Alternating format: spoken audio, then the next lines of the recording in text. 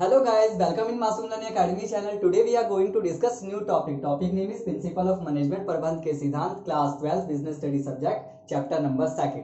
Chapter number first को हमने complete कर लिया है, जो क्या था nature and significance of management. आशा करता हूँ कि आपने उसको जरूर पढ़ा होगा. चैप्टर नंबर जो सेकंड है प्रिंसिपल ऑफ मैनेजमेंट. सबसे पहले जानते हैं कि प्रिंसिपल होता क्या है. इसे कहते हैं सिद्धांत. Means a principle is a fundamental statement of a truth. जो सिद्धांत होते हैं सत्यबुद्ध कथन पे क्या होते हैं, आधारित होते हैं. They provide guidance to thought and action. जो क्या करते हैं प्रिंसिपल, एक मार्गदर्शन का काम करते हैं. मीन्स एक कुछ चीजें समझाने का काम करते हैं कि आप इस चीज को फॉलो करोगे तो आप सक्सेस हो सकते हो. जैसे मैं आपको एक छोटा सा एग्जांपल लेता हूँ. मान लिया स्टूडेंट स्कूल जाते हैं, हम लोग स्कूल जाते थे तो हम टीचर क्या करते थे, हम लोगों को टीचर एक गाइडेंस का काम करता है. जैसे मैं आपको बिजनेस स्टडी का चैप्टर नंबर सेकंड पढ़ा रहा हूँ, आपको गाइडेंस कर रहा हूँ, मैं समझा रहा हूँ. पढ़ना आपके ऊपर डिपेंड है. इसको पढ़ के इसके ऊपर केस स्टडी क्वेश्चन आएंगे, आप उसको कैसे हल करते हो, कैसे सॉल्व करते हो, वो आपके ऊपर डिपेंड है. बट एक मैं गाइडेंस का काम कर रहा हूँ, एक आपको मार्गदर्शन का काम कर रहा हूँ कि सीरियल वाइज इस चैप्टर को पढ़ोगे तो आप जिस तरीके से भी क्वेश्चन आएंगे तो क्या कर सकते हो, उसको सॉल्व कर सकते हो. इसी तरह मैंने क्या बोला, पेरेंट्स हैं हमारे, जो हमारे घर के माता पिता, वो क्या करते हैं हमारे, वो कुछ एक गाइडेंस का काम करते हैं कि मेरा बेटा कितने बजे उठ रहा है, कहाँ जा रहा है, कब पढ़ रहा है. तो क्या गाइडेंस का काम करते हैं. और अल्टीमेटली अच्छा रिजल्ट लाना किसके हाथ में होता है, हम लोगों के हाथ में. वो गाइडेंस का काम करते हैं, रिजल्ट लाना उनके हाथ में नहीं है, बट वो गाइड कर सकते हैं, हमें समझा सकते हैं. कहीं हम किसी काम में फंस गए हैं तो हमें बता सकते हैं कि आप इस काम से इस तरीके से निकलोगे तो आप अच्छा इंसान बन सकते हो. इसी तरीके से क्या होता है, मैनेजमेंट में प्रिंसिपल क्यों जरूरी होता है वो पढ़ना है हम लोगों को. Second point, principle of management पढ़ेंगे, प्रबंध के सिद्धांत, जो मेन टॉपिक है हमारा. Principle of management are broad and general guidelines for manager. जैसे मैंने बताया कि एक ऑर्गेनाइजेशन में तीन तरह के मैनेजर होते हैं, middle level, top level, middle level और लोअर लेवल मैनेजर होते हैं. ठीक है, कहीं ना कहीं वो भी एक भगवान नहीं है, उनको भी कहीं ना कहीं किसी चीज में प्रॉब्लम हो सकती है, दिक्कत महसूस हो सकती है. तो वो क्या करते हैं, उनको भी कुछ जो पहले जो एक्सपेरिमेंट के थ्रू बार बार एक्सपेरिमेंट हुए हैं, एक्सपेरिमेंट के थ्रू जो प्रिंसिपल बन के तैयार होते हैं. ये नहीं कि आज जो प्रिंसिपल बन गया उसको हमने फॉलो कर दिया. कई कई ऑर्गेनाइजेशन में प्रिंसिपल का क्या होता है, एक्सपेरिमेंट होते हैं, रिसर्च होते हैं उसके ऊपर, उसके बाद क्या करते हैं, प्रिंसिपल बनते हैं. बट वो साइंटिफिक अप्रोच के नहीं होते हैं. ओके, तो उसको पढ़ के उसको समझ के क्या करता है मैनेजर, उसको फॉलो करता है और अपने डिसीजन में चेंजेस लाता है, अपने व्यवहार में बदलाव लाता है, जिससे ऑर्गेनाइजेशन क्या होता है, लंबे टाइम तक रन कर सकता है. ओके, तो इसी वजह से बोला गया है जो principle of management are broad and general guidelines for manager. ये जो प्रिंसिपल होते हैं एक मैनेजर के लिए मार्गदर्शन का काम करते हैं कि आप इस प्रिंसिपल को फॉलो करोगे तो आपका ऑर्गेनाइजेशन ठीक ढंग से रन कर सकता है. जैसे मैं एग्जांपल दे रहा हूँ, बहुत 14 प्रिंसिपल ऑफ मैनेजमेंट पढ़ेंगे जो फेयोल ने दिए हैं हमें, टेलर के प्रिंसिपल भी पढ़ेंगे हम लोग. ओके, तो इस तरीके से उस प्रिंसिपल को फॉलो करके मैनेजर क्या करता है, अपने बिहेवियर में, अपने डिसीजन मेकिंग में चेंजेस लाता है, ताकि कहीं हद तक जिस प्रॉब्लम में वो फंसा है मैनेजर, कहीं हद तक क्या होता है, उससे छुटकारा पा सकता है. बट जो प्रिंसिपल होते हैं ये सॉल्यूशन हमें नहीं देते हैं, मतलब आपको मार्गदर्शन का काम करेंगे, मतलब सॉल्यूशन लाना आपके हाथ में होना चाहिए. वो आपको गाइड कर देंगे कि आप ये तरीका अपना सकते हो, आप ये तरीका अपना सकते हो, बट सॉल्यूशन लाना सारे वो आपके हाथ में है. मीन्स ये गाइडेंस का काम करता है प्रिंसिपल, एक सॉल्यूशन का काम नहीं करता. Okay, nature of principle management. अब इसके नेचर पढ़ेंगे, जैसे हमने और फर्स्ट चैप्टर में पढ़ा था नेचर, इंपॉर्टेंस, हर टॉपिक में है. मैं आपको एक बात और बता दूं, जो हम टॉपिक पढ़ रहे हैं आप उसको समझना, बस समझना. इसका रटाफिकेशन बिल्कुल मत करना, रटाफिकेशन नहीं करी जाती. और आप लोग समझोगे अपने भाषा में भी, अपनी लैंग्वेज में भी आप लोग लिख के आओगे तो आपको फुल मार्क्स मिल सकते हैं. Nature of principle management, first है यूनिवर्सल एप्लीकेशन. मीन्स स्वार्थ प्रयुक्त. क्या होता है, जो प्रिंसिपल होता है ये तो नहीं है कि सिर्फ एक जगह ही लागू होता है. ये जो प्रिंसिपल होता है they can applied in all types of organisation. ये सारे टाइप्स ऑफ ऑर्गेनाइजेशन के लिए जरूरी होता है, चाहे छोटा ऑर्गेनाइजेशन हो, चाहे बड़ा ऑर्गेनाइजेशन हो, चाहे दुकान हो, चाहे जनरल स्टोर हो, हर जगह क्या होते हैं, प्रिंसिपल की जरूरत होती है. यूनिवर्सल एप्लीकेशन होता है इसका, हर जगह क्या होता है, इसकी जरूरत होती है. ओके, ये नहीं कि सिर्फ बड़े ऑर्गेनाइजेशन में इसकी जरूरत होती है, सिर्फ छोटे ऑर्गेनाइजेशन में नहीं होती. तो इसी वजह से मैंने क्या बोला, they can applied in all types of organisation, हर जगह. एक स्टूडेंट्स के लिए भी क्या होता है, प्रिंसिपल की जरूरत होती है. अगर वो टीचर के प्रिंसिपल को फॉलो नहीं करेंगे तो उनका फ्यूचर बेकार। इसी तरीके से मैनेजर को क्या होता है, किसी टाइप का भी ऑर्गेनाइजेशन होता है तो क्या होता है, उसमें प्रिंसिपल की जरूरत होती है। Okay, second point, general guidelines mean सामान्य मार्गदर्शन। They are general guidelines to action and decision making. जैसे मैं आपको बताया था, जो प्रिंसिपल होते हैं एक मार्गदर्शन का काम करते हैं। मीन्स किसी प्रॉब्लम में हम फंस गए हैं, उसको एक निकालने का एक जरिया बताते हैं, रास्ता बताते हैं, बट वो सोल्यूशन नहीं देते हैं। हम लोग सोल्यूशन करके वो ये नहीं कहते हैं कि आप इसी प्रिंसिपल को फॉलो करोगे तो आप अपने ऑर्गेनाइजेशन को ठीक ढंग से रन कर सकते हो, बट वो आपको तरीका बता दिया, जरिया बता दिया कि आप इस वे में चलोगे तो हो सकता है क्या कि आपने जो सोचा है, आपका जो लक्ष्य है, आप उसको अचीव कर सकते हो। Okay, third point, form by the practice and experiment means व्यवहार एवं शोध द्वारा निर्मित। मैंने आपको बताया कि जो भी प्रिंसिपल है उसका क्या हुआ है, बार बार शोध हुआ है, बार बार उसका अन्वेषण हुआ है, बार बार उसका एक्सपेरिमेंट करके क्या हो प्रिंसिपल बन के तैयार हुआ है। ये नहीं कि किसी ने भी मैंने बताया कि तू ये तरीका कर लेना ही। मैनेजमेंट में जो प्रिंसिपल बन गए हैं वो कई कई ऑर्गेनाइजेशन में कई तरह के मैनेजर ने उसको क्या करा, फॉलो किया, उसको लागू किया, बार बार उसका एक्सपेरिमेंट बनाया। इस तरीके से वो प्रिंसिपल बन के तैयार हुआ, उस प्रिंसिपल को यूज करते हैं कहीं हम लोग फंस गए तो। ओके, तो they are devolve after thorough research work on the basis of experience of manager. जैसे मैंने आपको बताया कि ये जरूरी नहीं है कि एक ही जगह एक ही ऑर्गेनाइजेशन में उसका प्रिंसिपल को फॉलो किया हुआ, कई तरह के ऑर्गेनाइजेशन में प्रिंसिपल को फॉलो करके वो प्रिंसिपल क्या होता है, बनता है। बार बार एक्सपेरिमेंट बन करके ही वो प्रिंसिपल क्या हुआ है, बना हुआ है। ओके, फ्लेक्सिबल मीन्स लोचशीलता, which can be adapted and modified by the practicing manager as per demand of the situation as they are man-made principle। होता क्या, जैसे तो मैंने आपको बता दिया अभी कि जो प्रिंसिपल होते हैं बार बार एक्सपेरिमेंट करके कई कई ऑर्गेनाइजेशन में उसको लागू किया जाता है, तब जाके प्रिंसिपल बन के तैयार होता है। बट कभी कभी ऐसा भी होता है कि कई ऑर्गेनाइजेशन में जो मैनेजर होते हैं उसी प्रिंसिपल को यूज करके उसको डिसीजन लेके उसमें थोड़ा बहुत कुछ चेंजेस ला देते हैं, थोड़ा बहुत बदलाव ला देते हैं। क्यों, आप उस सिचुएशन को देखते हैं कि हमारे ऑर्गेनाइजेशन में अपनी स्थिति को जानो कि कैसी सिचुएशन आई है।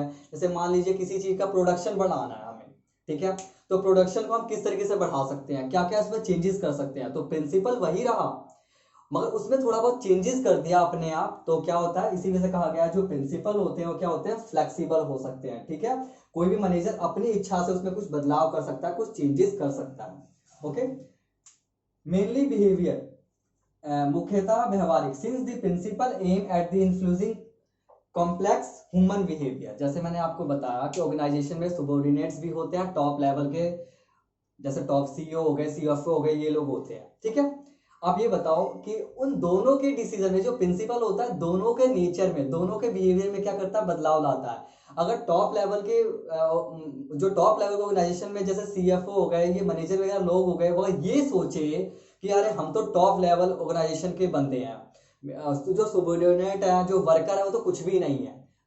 ऐसा नहीं होता। यही इसीलिए इससे क्या होता है, हमारे ऑर्गेनाइजेशन है जो प्रॉफिट नहीं कमा सकती, सही वक्त पे लंबे टाइम तक रन नहीं कर सकती, या हो सकता है प्रॉफिट को उसमें प्रॉफिट ना हो, ऑर्गेनाइजेशन को लॉस हो। ठीक है, अगर दोनों में मतभेद रहेगा, दोनों बंदे अगर मिलके काम नहीं करेंगे, अगर सबऑर्डिनेट्स और टॉप लेवल या मिडिल लेवल के जो मैनेजर होंगे आपस में मिलके काम नहीं करेंगे, तो हम जो हमारा जो भी लक्ष्य है, जो भी एम है, तो उसको हम अचीव नहीं कर सकते हैं। इसी वजह से जो प्रिंसिपल होते हैं दोनों के मतभेद को दूर करने का काम करता है।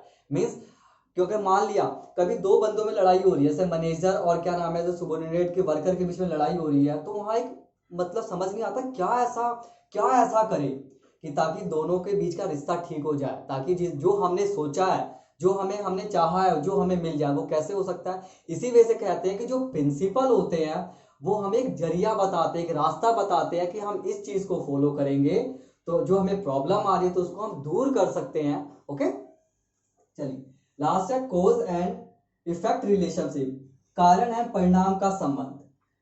जो जिस प्रिंसिपल को हमने, क्या कारण था, क्या ऑर्गेनाइजेशन में ऐसे कारण है कि जो हमारा ऑर्गेनाइजेशन ठीक ढंग से रन नहीं कर रहा, कुछ तो ऐसे कारण होते हैं।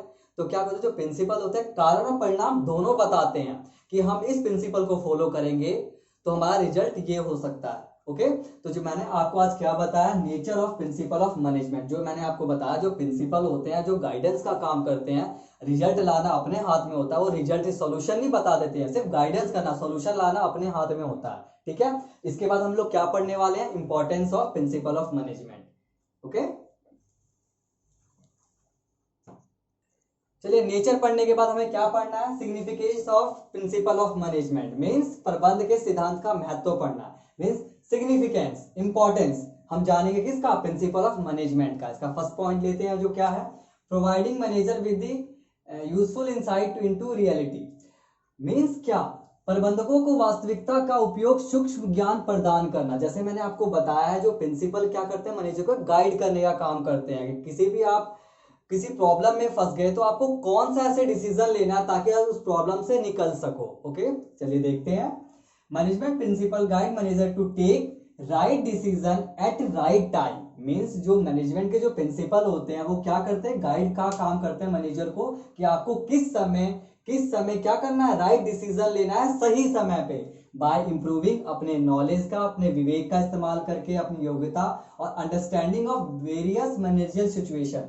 एक ऑर्गेनाइजेशन में किस बहुत तरीके से क्या होता है, सिचुएशन ठीक ही नहीं हो सकती है, उसको कैसे आपको ठीक करना है, जो भी आपके ऑर्गेनाइजेशनल सर्कमस्टांसेस है उसको कैसे दूर करना है, सारी प्रॉब्लम को कैसे ठीक ढंग से हल करना है, वो कौन गाइड करता है, मैनेजमेंट के प्रिंसिपल गाइड करते हैं। Okay second point, optimum utilisation of resources mean संसाधनों का अनुकूलतम प्रयोग। मतलब क्या, अगर मान लीजिए टॉप लेवल के जो मैनेजर होते हैं और जो लास्ट मीन सुबॉर्डिनेट, दोनों के बीच में क्या हो, कोऑर्डिनेशन होगा तो क्या हो सकता है, हमारे जितने भी रिसोर्सेज होंगे उसका हम सही से उपयोग कर पाएंगे। अगर कोऑर्डिनेशन नहीं होगा तो सही से रिसोर्सेज का उपयोग नहीं कर पाएंगे। तो मैनेजमेंट का जो प्रिंसिपल है क्या गाइड करता है मैनेजर को कि facilitate optimum use of resources by coordinating, जो चाहे फिजिकल रिसोर्सेज हो, चाहे फाइनेंशियल हो, चाहे ह्यूमन रिसोर्सेज हो, अगर कोऑर्डिनेशन होगा, तालमेल होगा, समन्वय होगा तो क्या कर सकते हैं, आसानी से हमारा जो भी एम है, जो भी गोल्स है उसको हम क्या कर सकते हैं, अचीव कर सकते हैं।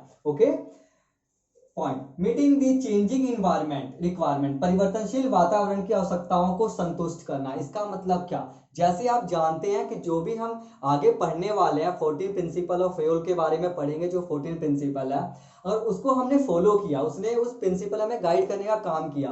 कभी कभी क्या होता है कि सिचुएशन के हिसाब से हमारे वहाँ क्या किस चीज की क्या डिमांड है, क्या सिचुएशन है, क्या परिस्थितियां हैं, उसके हिसाब से क्या कुछ उस प्रिंसिपल में भी चेंजेस करना पड़ता है। तो कौन चेंजेस करेगा, मैनेजर अपने नॉलेज अपनी एबिलिटी के हिसाब से क्या कर सकता है, उसमें चेंज कर सकता है। ओके तो management principle help the organisation to implement the change, वो आसानी से उसको चेंज कर सकता है ताकि हमारी जो भी ठीक ढंग से ऑर्गेनाइजेशन में जो कुछ गड़बड़ी आ गई है, चाहे कुछ प्रॉब्लम है, तो अपने उसमें कुछ चेंजेस कर दे तो क्या हो सकता है, हमारा जो भी एम है, जो भी गोल्स है उसको हम अचीव कर सकते हैं। साइंटिफिक डिसीजन, जैसे मैंने आपको बताया था nature of principle of management में जो भी प्रिंसिपल होते हैं मैनेजमेंट के वो क्या होते हैं, साइंटिफिक रिसर्च मींस क्या, वैज्ञानिक दृष्टि से वो ठीक होते हैं। बट मैं आपको बता दूं कि जो कुछ प्रिंसिपल ऐसे होते हैं कि कई जगह बार बार एक ऑर्गेनाइजेशन में उस प्रिंसिपल को फॉलो किया गया, दूसरे ऑर्गेनाइजेशन में उस प्रिंसिपल को फॉलो किया गया, इसके हिसाब से वो प्रिंसिपल बनते हैं। तो पहले जो प्रिंसिपल होते हैं वो ठीक ढंग से क्या होते हैं, उसमें कोई किसी चीज की प्रॉब्लम नहीं होती कि उसको हम फॉलो करेंगे तो कोई दिक्कत आ सकती है, बट उसको हम ढंग से लागू करेंगे या ढंग से सोचेंगे तो सारी जो भी प्रॉब्लम है सही टाइम पे सही डिसीजन लेंगे तो जो भी प्रॉब्लम आ रही किसी ऑर्गेनाइजेशन में वो ठीक हो सकती है। ओके तो ये जो प्रिंसिपल होता है decision based on management principle more balanced and free from bias, मतलब किसी फ्री फ्रॉम बायस होते हैं, किसी चीज की गड़बड़ी होने के चांसेस नहीं होते हैं। फुलफिलिंग सोशल रिस्पॉन्सिबिलिटी, मतलब जो भी हमारे सामाजिक उत्तरदायित्व को क्या करता है, पूरा करता है। कैसे करता है, जैसे आपको बताया जो मैनेजमेंट प्रिंसिपल होते हैं सिर्फ एक चीज के बारे में नहीं बताते, कई सारे प्रिंसिपल है जो हम 14 प्रिंसिपल वहां पे पढ़ेंगे। ये सामाजिक उत्तरदायित्व को पूरा करता है, सोशल रिस्पॉन्सिबिलिटी को पूरा करता है। कैसे, मान लिया एक ऑर्गेनाइजेशन है उसमें टॉप लेवल के भी लोग हैं, बिल्कुल होते हैं, और मिडिल लेवल के भी और लोअर लेवल के भी है। तो वो तीनों लेवल के जो लोग होते हैं वो बॉन्डिंग उनको ठीक से बैठाना होता है, किससे, सबॉर्डिनेट से, चाहे वर्कर वगैरह से उनको मतलब तालमेल बैठानी होती है। मान लिया एक कोई वर्कर काम कर रहा है, उसको हम सही टाइम पे सही पेमेंट नहीं कर पा रहे, तो उसको क्या सोचेगा, अरे हमारा जो मालिक है वो पैसे टाइम पे नहीं देता, तो क्या होगा, विवाद खड़ा होगा। अगर विवाद होगा तो क्या हो सकता है, हमारा जो ऑर्गेनाइजेशन का जो एम है चाहे गोल्स है उसको हम अचीव नहीं कर सकते। इसी वजह से क्या करता है, जो हमारा प्रिंसिपल ऑफ मैनेजमेंट है, एक मैनेजर को गाइड करने का काम करता है कि आप लोग क्या एक सोशल रिस्पॉन्सिबिलिटी को भी अपनाओ, एक सामाजिक उत्तरदायित्व को भी पूरा करो। कैसे, principal of management also guide the manager in performing social responsibility, किस तरीके से, इक्विटी एंड फेयर रेम्युनरेशन। जैसे मैंने आपको बताया, अगर एक व्यक्ति काम कर रहा है, कैसे कोई ऑर्गेनाइजेशन गोल्स अचीव कर सकता है, कैसे करता है, अगर मान लीजिए अगर वर्कर ही काम करने वाला ना हो और मतलब जो फेसिस ऑफ कंपनी के लोग जैसे सीईओ हो, सीएफओ हो, टॉप लेवल के जो मैनेजर वगैरह हो, उनके बेसिस पे मान लिया कंपनी चलती है, कंपनी उनके नाम पे पहचानी जाती है, बट अगर वर्कर ही काम करने, वर्कर अगर वहां के इन्वायरमेंट से खुश नहीं होंगे तो कैसे जो ऑर्गेनाइजेशन है लंबे टाइम तक आसानी से रन कर सकते हैं, बिल्कुल नहीं। इसी वजह से क्या हो सकता है, जस्टिस होना चाहिए, means equity and fair remuneration अगर देंगे, सही वक्त पे सही चीज देंगे, उनको हमने थोड़ा रेम्युनरेशन बढ़ा दिया, थोड़ा कमीशन दे दिया, अगर उनको कुछ गिफ्ट वगैरह दे दिया, तो क्या होगा, इससे हमारा ऑर्गेनाइजेशन जो भी हमने चाहा है वो आसानी से क्या कर सकते हैं, कंप्लीट कर सकते हैं। तो ये फुलफिलिंग दी सोशल रिस्पॉन्सिबिलिटी भी क्या कंप्लीट करता है, क्या प्रिंसिपल ऑफ मैनेजमेंट बताता है मैनेजर को, आप इस तरीके से काम करो तो क्या हो सकता है, ऑर्गेनाइजेशन हमारा सही टाइम पे सही रन कर सकता है। Okay, last, management training education and research means प्रबंधकीय प्रशिक्षण, शिक्षा और शोध। आप जानते हैं किसी ऑर्गेनाइजेशन में कोई वर्कर काम करने आता है, उनको कई तरह से ट्रेनिंग से गुजरना पड़ता है, ट्रेनिंग देनी पड़ती है, कुछ शोध करना पड़ता है, रिसर्चेस करनी पड़ती है। जिससे क्या होता है, अगर सही व्यक्ति अगर सही तरीके से काम को उसको समझा दिया जाए तो क्या होगा, हमारा ऑर्गेनाइजेशन ठीक ढंग से चलेगा। तो क्या करता है management principle are helpful in identifying the areas in which existing, जो अब के मैनेजर हैं और जो फ्यूचर में जो मैनेजर बनने वाले होते हैं, तो क्या होता है, सारे प्रिंसिपल को अगर दिमाग में रखेंगे, ध्यान से देखेंगे, तो जो भी हमें प्रॉब्लम आ रही है उसको हम ठीक ढंग से लागू करेंगे, तो मीन्स क्या हो सकता है कि वो प्रॉब्लम आसानी से कहीं हद तक ठीक कर सकते हैं, और जब ठीक हो जाएगा तो हमें क्या मिल सकता है, सॉल्यूशन भी उसका मिल सकता है। तो इस तरीके से हमने दो टॉपिक को कंप्लीट किया, nature of principle of management और significance of principle of management, चाहे importance of principle of management. आप इस वीडियो को देखिए, समझिए, लाइक एंड सब्सक्राइब जरूर करिए। Okay, thank you so much, good bye.